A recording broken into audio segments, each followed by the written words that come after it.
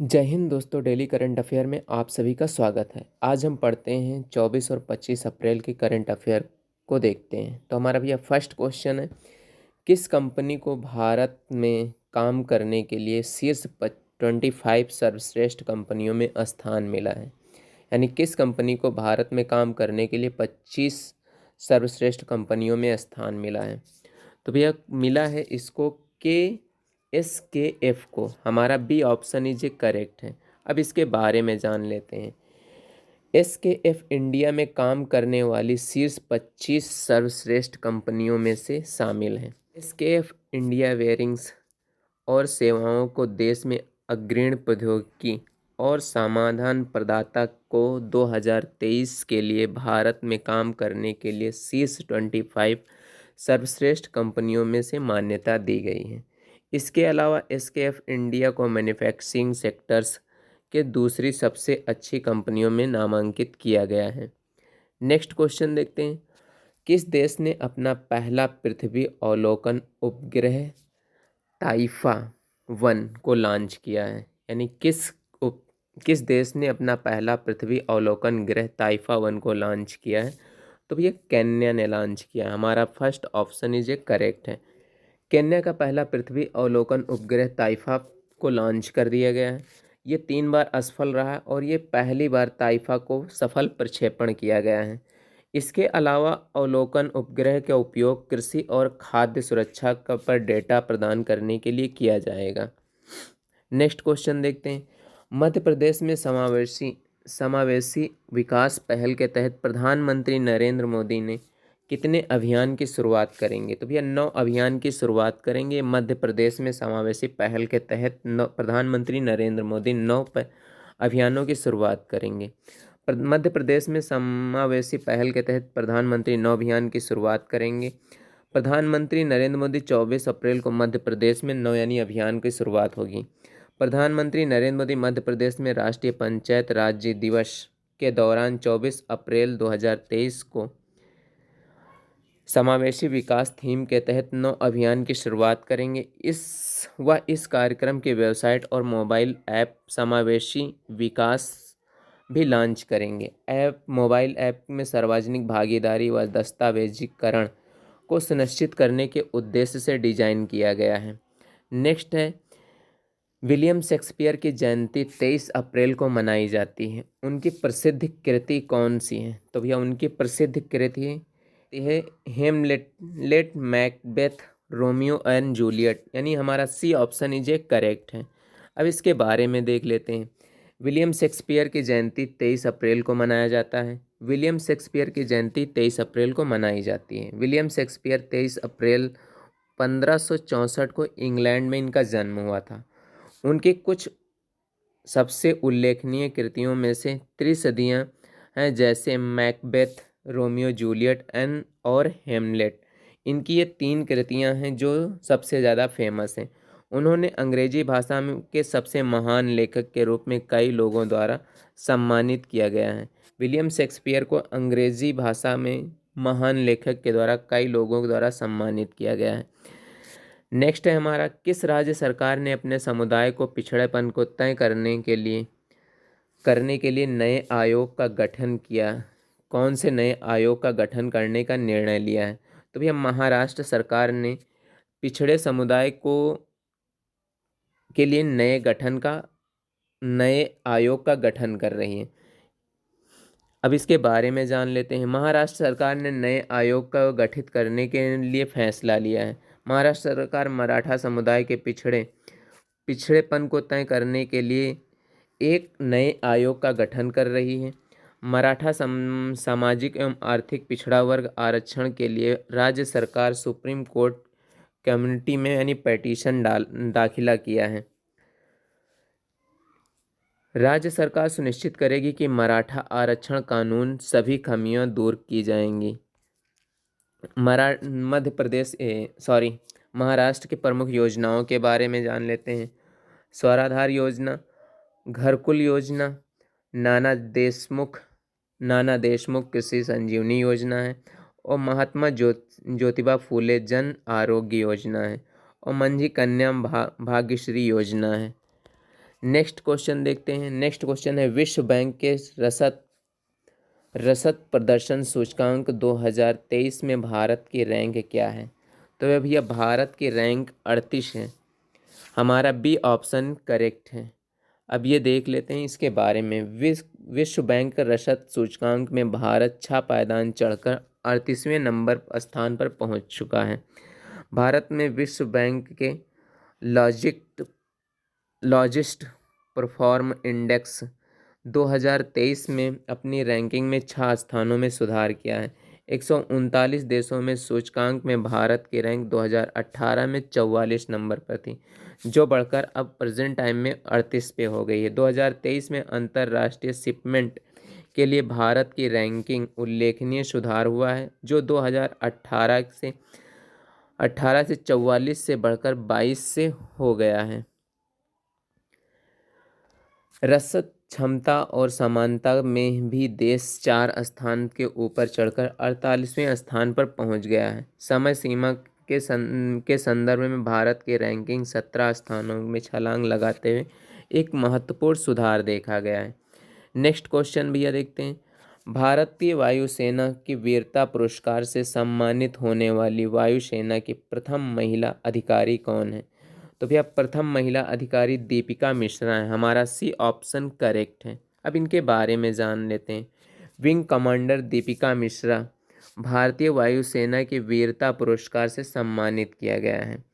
दीपिका मिश्रा यह सम्मान पाने वाली वायुसेना की पहली महिला अधिकारी हैं।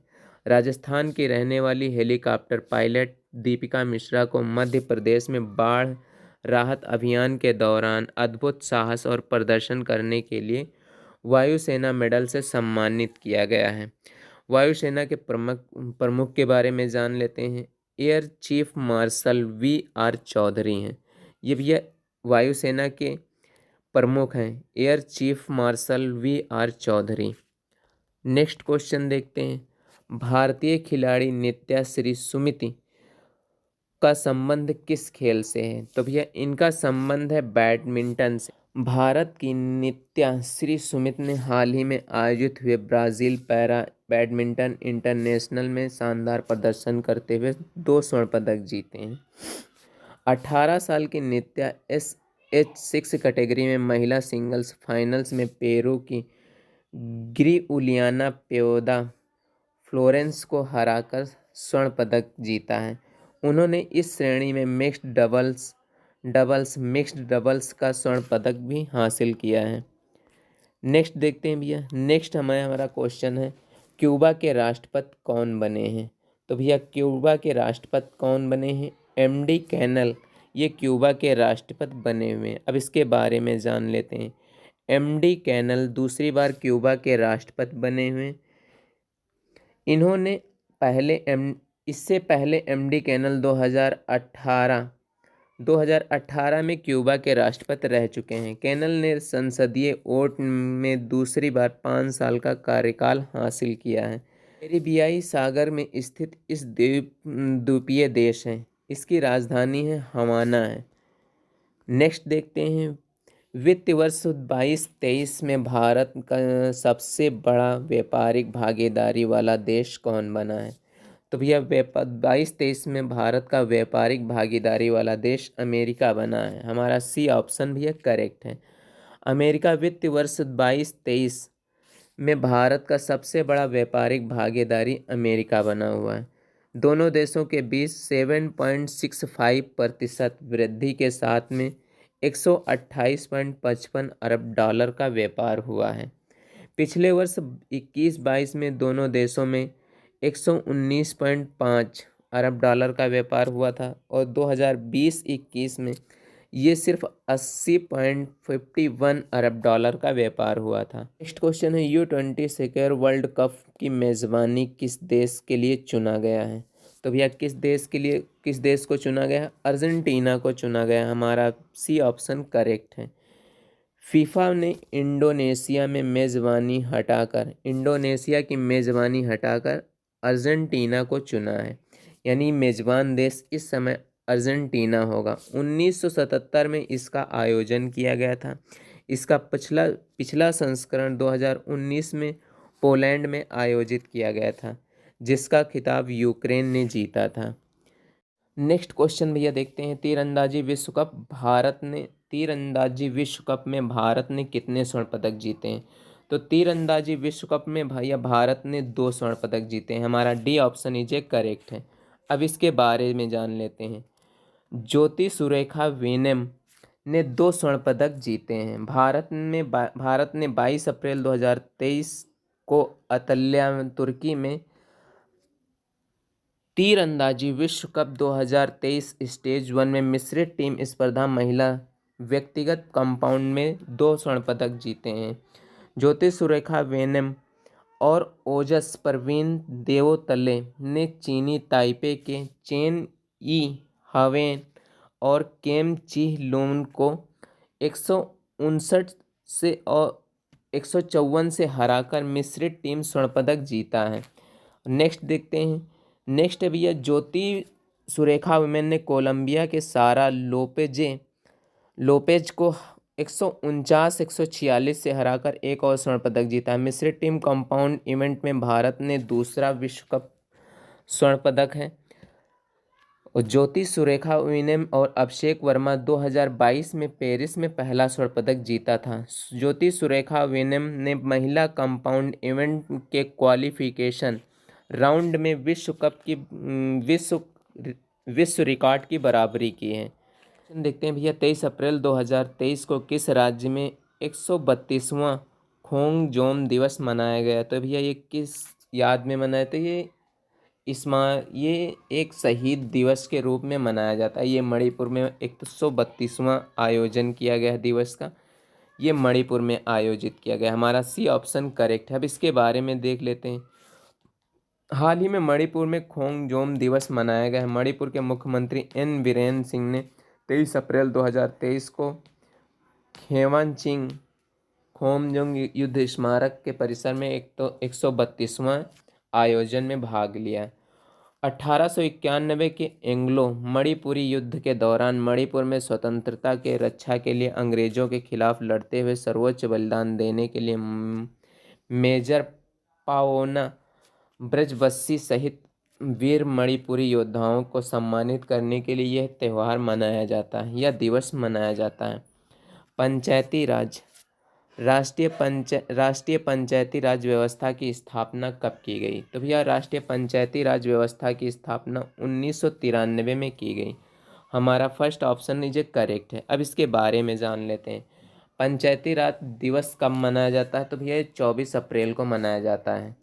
भारत में पंचायती राज संस्थाओं को बनाने वाले संवैधानिक संशोधन को चिन्हित करने के लिए हर साल 24 अप्रैल को भारत में राष्ट्रीय पंचायती राज दिवस मनाया जाता है।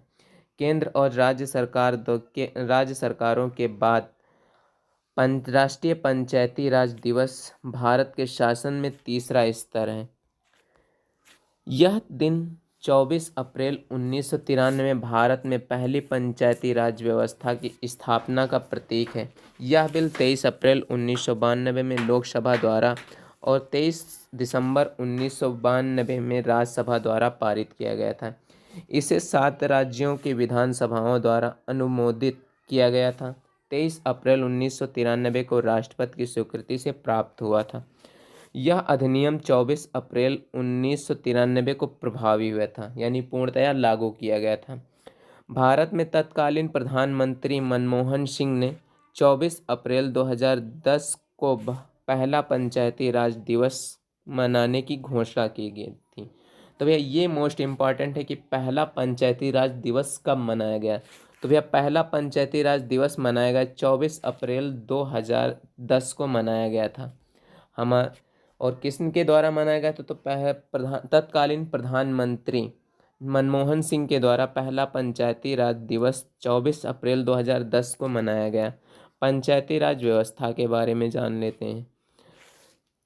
पंचायती राज व्यवस्था के तहत भारत के ग्रामीण क्षेत्रों को आर्थिक रूप से विकास करना, केंद्र और राज्य सरकार की योजनाओं को लोगों तक इसका लाभ पहुंचाना, न्याय पंचायत के तहत ग्रामीण इलाकों में सामाजिक न्याय प्रणाली को मजबूत करना, ग्रामीण स्तर पर नागरिकों के अधिकारों को सुरक्षित व रक्षित करना पंचायती राज व्यवस्था का नियम है। नेक्स्ट देखते हैं, किस देश के रक्षा मंत्री सार्क एससीओ बैठक के लिए भाग ले रहे हैं? तो भैया किस देश के रक्षा मंत्री भाग ले रहे हैं? चीन के रक्षा मंत्री भाग ले रहे हैं। और ये भैया गलवान घाटी के बाद, यानी वो जो गलवान घाटी जो हादसा हुआ था उसके बाद से ये एससीओ की बैठक में भाग ले रहे हैं, भारत आ रहे हैं। चीन के रक्षा मंत्री एससीओ बैठक में भारत आएंगे। चीन के रक्षा मंत्री ली सोंगफू 27 से 28 अप्रैल 2023 में होने वाली संघाई सहयोग संगठन के रक्षा मंत्रियों की बैठक में भाग लेने के लिए भारत दौरे पर आएंगे। गलवान घाटी में झड़प के बाद पहली बार होगा जब कोई चीनी रक्षा मंत्री भारत आया होगा, यानी आए होंगे। ये तब पहली बार होगा जब गलवान घाटी की झड़प के बाद में पहली बार बैठक है। एससीओ में भारत, रूस, चीन, कजाकिस्तान गणराज्य और कजाकिस्तान, तजकिस्तान, उज्बेकिस्तान और पाकिस्तान, ये इतने देश हैं। इसके बारे में, संगठन के बारे में जान लेते हैं। संघाई संगठन के बारे में जान लेते हैं। यह एक स्थायी अंतर सरकारी अंतर्राष्ट्रीय संगठन है। इसे भी 2001 में बनाया गया था। संघाई सहयोग संगठन वर्ष 2002 में हस्तांतरित किया गया था और 2003 में ये लागू हुआ था। यह एक यूरेशियाई राजनीतिक, आर्थिक और सैन्य संगठन है जिसका लक्ष्य इस क्षेत्र में शांति, सुरक्षा और स्थिरता बनाए रखना है। इसे उत्तर अटलांटिक संधि संगठन यानी नाटो के प्रतिकार, यानी उसके बराबर में देखा जाता है, प्रतिकार के रूप में देखा जाता है। यह 9 सदस्यीय आर्थिक एवं सुरक्षा ब्लॉक है तथा सबसे बड़े अंतर क्षेत्रीय अंतर्राष्ट्रीय संगठनों में से एक रूप में उभरा हुआ है।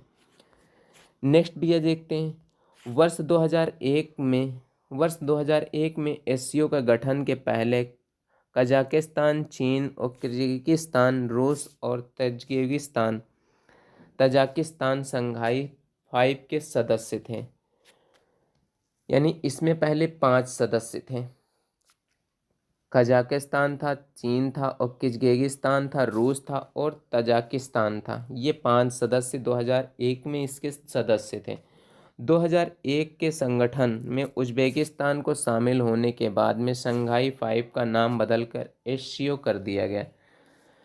भारत में और पाकिस्तान 2017 में इसके सदस्य बने थे। भारत और पाकिस्तान अगर पूछा जाए इसके सदस्य संघाई सहयोग संगठन के सदस्य कब बने थे, तो भैया पाकिस्तान और भारत 2017 में संघाई सहयोग संगठन के सदस्य बने थे।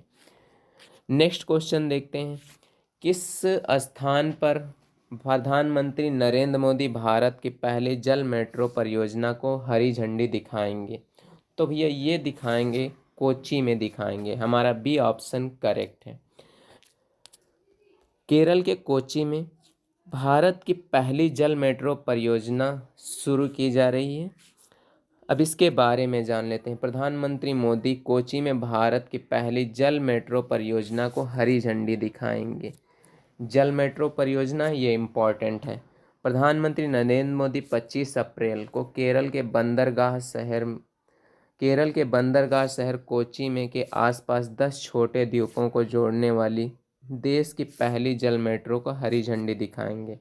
मेट्रो परियोजना कोच्चि शिपयार्ड लिमिटेड द्वारा निर्मित 8 इलेक्ट्रिक हाइब्रिड नौकाएं हैं, यानी ये 8 नौकाओं को हरी झंडी दिखाया जाएगा। परियोजना की कुल लागत 1137 करोड़ रुपए है। जर्मन फंडिंग एजेंसी KfW और राज्य सरकार ने इस परियोजना के वित्त पोषित किया है। इम्पॉर्टेंट फैक्ट जान लेते हैं जो हमारे एग्ज़ाम में ये करंट में कराए जा चुके हैं और वो रिपीटेड हैं, तो भैया हम उनको देख लेते हैं। केरल राज्य सरकार ने खेल संस्कृति व पुनर्जीवित करने के लिए वन पंचायत वन प्लेग्राउंड परियोजना को लॉन्च किया है। हमारा फर्स्ट पॉइंट कंप्लीट हो गया, यानी वन पंचायत वन प्लेग्राउंड परियोजना को किसने लॉन्च किया है, तो भैया ये केरल राज्य सरकार ने लॉन्च किया है। हाल ही में स्टार स्पोर्ट्स ने ऋषभ पंत को अपना ब्रांड एम्बेसडर बनाया है। इम्पॉर्टेंट है ये भी। अज्ञात शवों को डीएनए डेटाबेस रखने के लिए पहला राज्य कौन सा बना है? तो भैया पहला राज्य हिमाचल प्रदेश बना है। राष्ट्रीय तकनीकी अनुसंधान संगठन के अध्यक्ष के रूप में किसे नियुक्त किया गया है? तो अरुण सिन्हा को राष्ट्रीय तकनीकी अनुसंधान संगठन के अध्यक्ष के रूप में नियुक्त किया गया है। नेक्स्ट देखते हैं। भारत ने नई दिल्ली में G20 पार्क को विकसित कर रखने का प्रस्ताव दिया है। नेक्स्ट है, सीमा विवाद को सुलझाने के लिए असम ने अरुणाचल प्रदेश राज्य के साथ समझौते पर हस्ताक्षर किया है। नेक्स्ट पॉइंट है हमारा, हाल ही में स्पेस एक्स द्वारा लॉन्च विश्व के सबसे बड़े और शक्तिशाली स्टारशिप की लॉन्चिंग फेल हो गई है। जम्मू कश्मीर राज्य में नेक्स्ट पॉइंट है, जम्मू कश्मीर राज्य में किसान संपर्क अभियान प्रारंभ किया जाएगा। उद्देश्य इसका क्या है?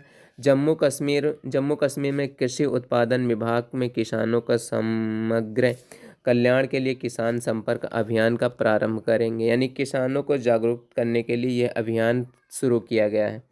नेक्स्ट है भैया पॉइंट हमारा, छत्तीसगढ़ राज्य ने पंचायतों को त्यौहार मनाने के लिए अनुदान देने की घोषणा की है। नेक्स्ट है भैया, पूर्वोत्तर में सबसे बड़ा बहुउद्देशीय इंडोर स्टेडियम ये शिलांग मेघालय में बनाया जा रहा है। नेक्स्ट पॉइंट है, असम राज्य सरकार ने कामाख्या कॉरिडोर बनाने की घोषणा की है। इसका उद्देश्य कामाख्या मंदिर के आसपास के स्थानों को विकसित किया जाएगा।